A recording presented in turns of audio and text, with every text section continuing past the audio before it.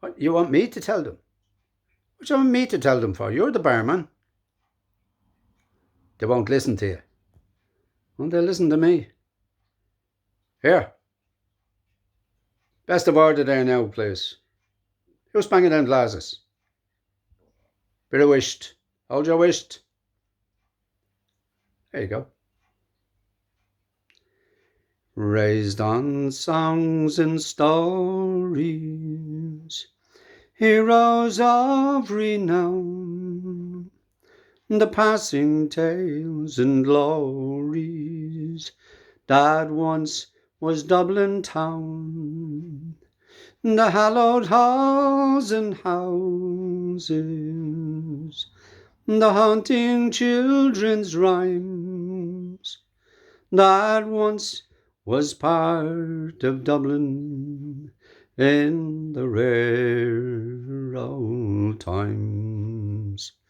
Me name it is Sean Dempsey, as Dublin as can be, born hard and reared in Pimlico, in a house that ceased to be.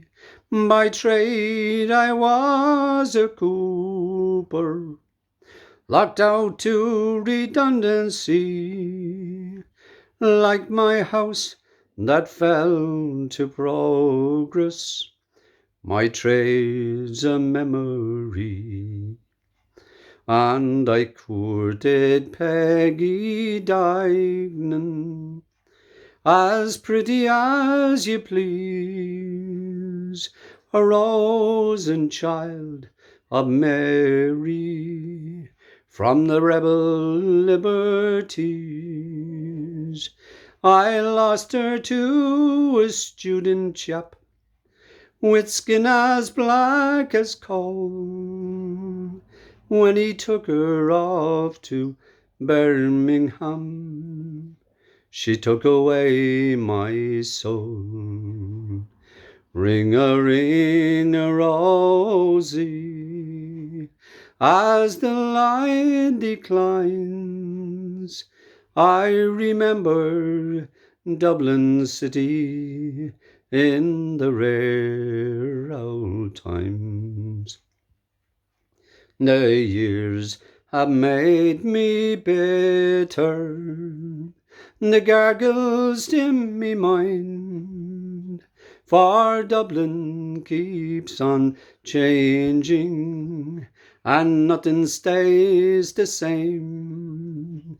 The metropole and pillar are gone, the royal long since pulled down, and the grey unyielding concrete makes a city of my town. So fare thee well, sweet Anna Liffey, I can no longer stay and watch the new glass cages spring up along the quay. Me mind's too full of memories, too old to hear new chimes. I'm a part of what was Dublin in the rare old times. Ring a rosy, as the light declines, I remember Dublin city in the rare old times. Yep. Quiet there now. Put us on a point there, Jim. Dublin. I remember it well. Those days are long gone. We lived in Dolphin House, a block of flats over there near Dolphin's barn. And my mother would bring me as a little 5-year-old by the hand, short trousers, little coat on me that didn't fit me, a cap that was belonged to somebody with a head bigger than mine, holes in my shoes. That's the way we were.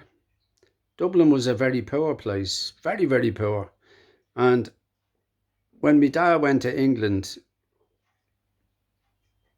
in 1959, my mother was left with 4 children to rear, and there was no social welfare back then.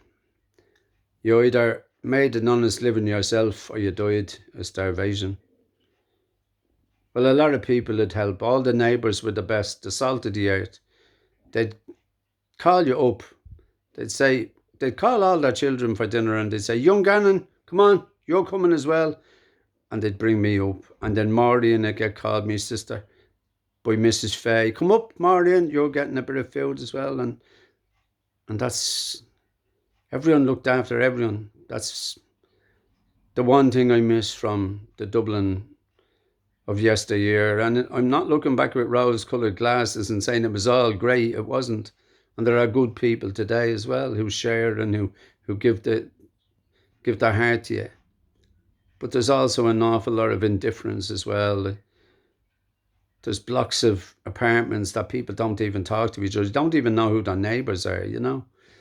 Back then we knew every neighbour. A typical day now for me and me ma would be, she'd come into the bedroom, no central heating in those days. So you'd have a pile of coats on the bed, no blankets, an old sheet, probably given to us by the Vincent de Paul. I'm not ashamed of all of that because it's who we were.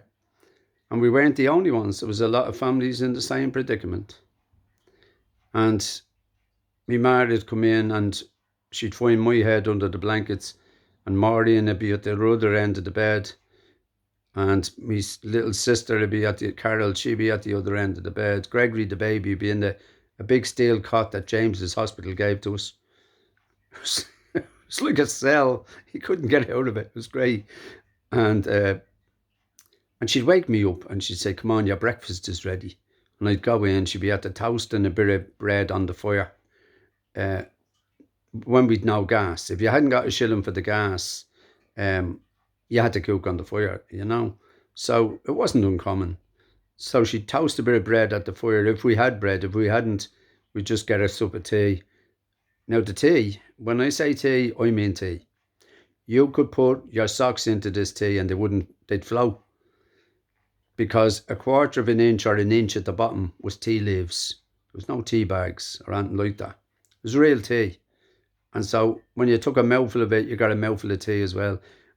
And you didn't care, you swallowed it. A bit of toasted bread with the butter running down your arm that was the labor luxury. And then she'd dress me and she'd put her own woolen scarf around my neck and she'd bring me by the hand and she'd push a big old pram.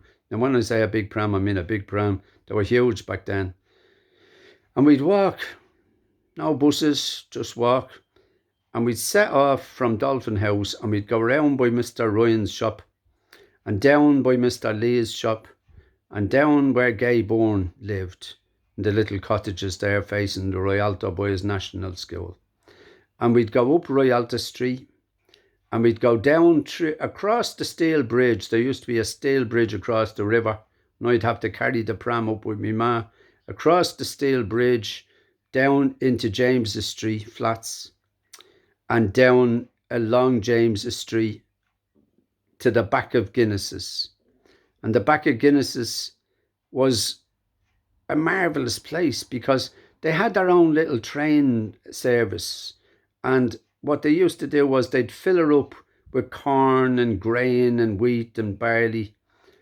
And they had all these carriages that a railway system working. All the carriages would go and they'd wheel their way around like that. And they'd end up at the back of near Kevin Street, actually. So you could get out onto the old Coombe and Kevin Street that way.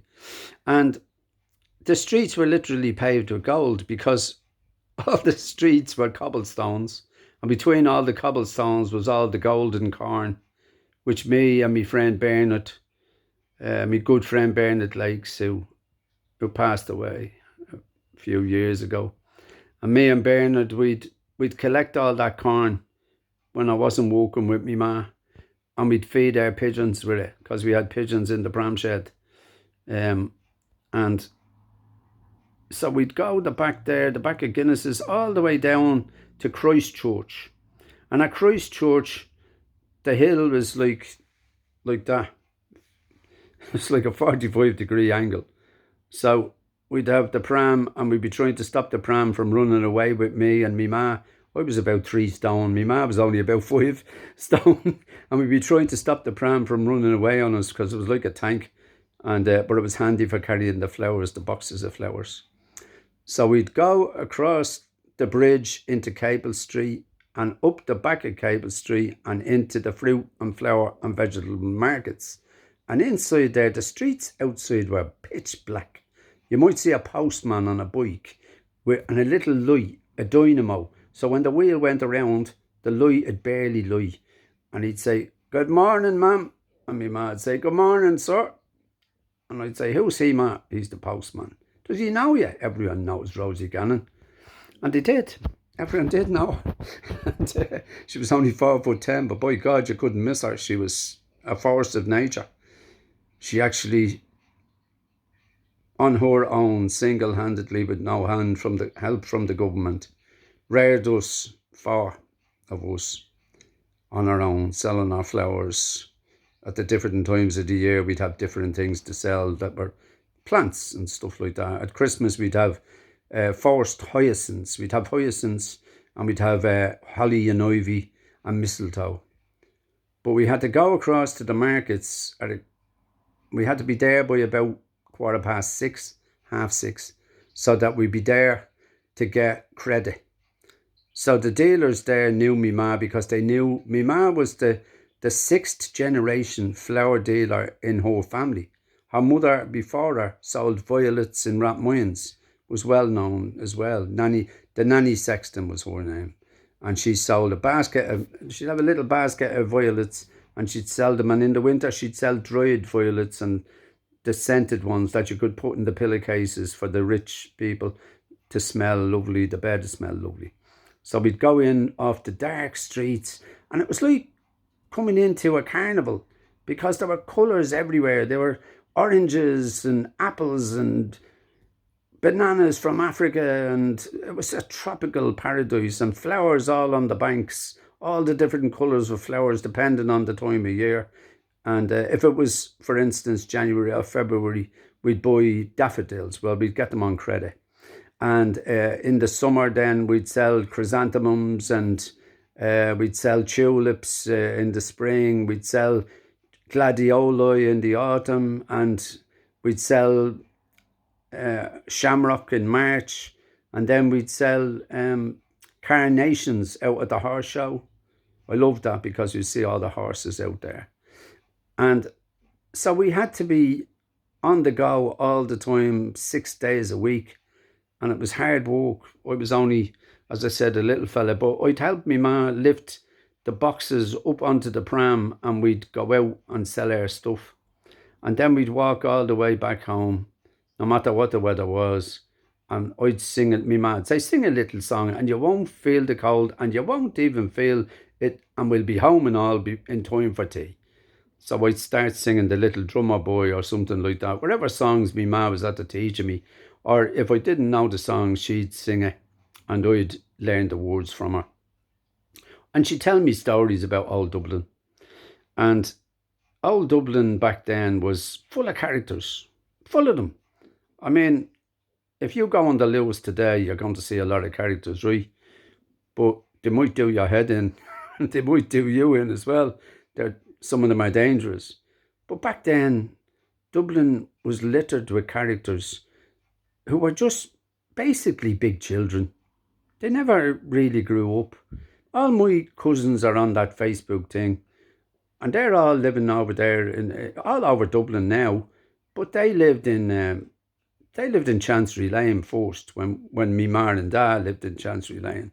So the first of them were born up there in Chancery Lane. The rest of them were born up in, when they moved out of Chancery Lane, they went up to Summerhill. So all my cousins on Facebook, hello to the lot of yous, they were all up there and in Summerhill. So we had cousins everywhere. Me uncle and auntie, Paddy and Peggy, had 8 sons and 4 daughters. And we loved every one of them. We were a very close-knit family. So there was Gannons everywhere, to be honest with you. But the characters, swear to God, in the markets, when we get... My ma had to go over and see the dealers. Now, the dealers today are nothing to do with the dealers back then. The dealers back in those days, people would say, what does your ma do to me? I'd say, my ma's a dealer. Is she? It was like saying that my ma was the president of Ireland. Like, if I met youngfellers that didn't live in the barn, didn't know, they'd be like, his ma's a dealer. A dealer was a big deal. That's why they were called dealers. They were called dealers because they dealt in flowers and they sold flowers. And if you couldn't afford 5 or 6 boxes of flowers, they'd give you a few boxes of flowers on credit, which meant you had to stand all day to sell the flowers, to pay them back, and then whatever was left over was what you earned for the day. So it was hard work, but look, we did it, and we had to do it. We'd no alternative. So my ma used to say, if you have to do something that you don't enjoy, make the best of it, son. So that's what I did all my life. Still doing it. I make the best of whatever situation I'm in. But back then, the characters, you would see them in the soup kitchens, or you'd see them in the markets. Now, in the markets, there was a little cafeteria called Gertie's. Now, I think it's called Paddy's. This, well, it was before they closed the markets down. He was a great-grandson of Gertie. Now, Gertie was a small, little, jovial woman, lovely, lovely heart. And she'd give me and me ma 2 big mugs of tea and toast. St. Catherine's bread was the most beautiful bread you ever tasted in your life. And anyone from Dublin will tell you that St. Catherine's bread was absolutely gorgeous. It was your dinner. In a lot of cases, it was your dinner with a bit of jam on it or a bit of cheese. But a toasted piece of St. Catherine's bread with the butter, hot butter running down your sleeve, down into your elbow, and you'd lick it up. You enjoyed it. And I'd sit there, and that was food fit for a king. And so we'd go out onto the streets and we'd sell our flowers. But in that markets, in Gertie's Cafe, you'd see Bang Bang. Now, Bang Bang was a Dublin character who thought he was a cowboy. And he used to have a big key. And he'd run around and go, bang, bang, bang, bang, bang. And anybody that got shot by him would pretend to drop. Even police constables, Garda. They weren't called Garda then. They were called the Guard. And they'd pretend to be shot because everybody knew Bang Bang and everyone loved him. And he was living in an old derelict house. He used to sleep in a broken bed, and how he didn't die of pneumonia, I don't know. But he was a lovely character. Everyone loved him. And the majority of the characters were lovely. There was Shell Shock Harry. Now, he'd been in the war, and so when he'd be walking around, he'd jump and shout and frighten the living daylights out of anyone that was going by, because in his mind he'd be at the scene a shell exploding. So what we now know is post-traumatic stress disorder. Sounds like a prescription you get from your doctor, but that's what it was. We didn't know what it was, so we used to call him Shell Shock Harry. And then there was Mary Wallpaper. Mary Wallpaper was an old lady who used to have a bucket of stones. She lived on the old combe in an upturned car. Now imagine that, car upside down, and she lived in that car, and she had blankets on the windows and stones on the top of it to keep the blankets from blowing away. God knows how she slept in it. I have no clue. And she used to have a bucket of stones beside her, and if you walked by and you shouted, Mary Wallpaper, she'd come out and fire stones after you and probably split you open and serve you right, as my ma used to say, you can't be jeering the afflicted. That's what my ma used to say. Don't be jeering the afflicted. That's not jeering the afflicted. I didn't even call her. She just came out and threw a stone at me. So there was all of them. But they went back for hundreds of years. I mean, back in the late 18th century, there was a blind poet called Zosimus. And Zosimus used to stand in Francis Street, where I was baptised, up in Francis Street Chapel. And he used to stand there and he'd say, gather round me, boys and girls, gather round me. And he'd tell his poems. He'd recite his poems. And he'd tell stories and he'd sing a little song. And people would throw whatever, a farden. There's no equivalent of a farden today, so I can't tell you. But it was less than half a cent or 1 cent. And they'd throw a farden into his little box. And he was blind, but he was married. His wife had come up with a mug of tea and bread, and she'd take the money home, whatever money he was at making. And he became so famous in his own lifetime that writers and scribes and poets wrote about Zosimus. And if you were to Google it, you'd find a pile of names, a pile of really well-known literary figures who regarded Zosimus as the blind poet of Dublin. Dean Swift wrote about him. Dean Swift was the Dean of St. Patrick's Cathedral. And Dean Swift used to write satirical pieces on the British Empire. And nobody knew because he used a pseudonym, a name that's not his name or something like that. But he used to put a false name on it, and so nobody knew. And the Crown was here in Dublin Castle. The Crown had a viceroy up in the park who was in charge of all of Ireland and answerable to the Queen. And he lived in what's now Oris and Uachtaráin, basically.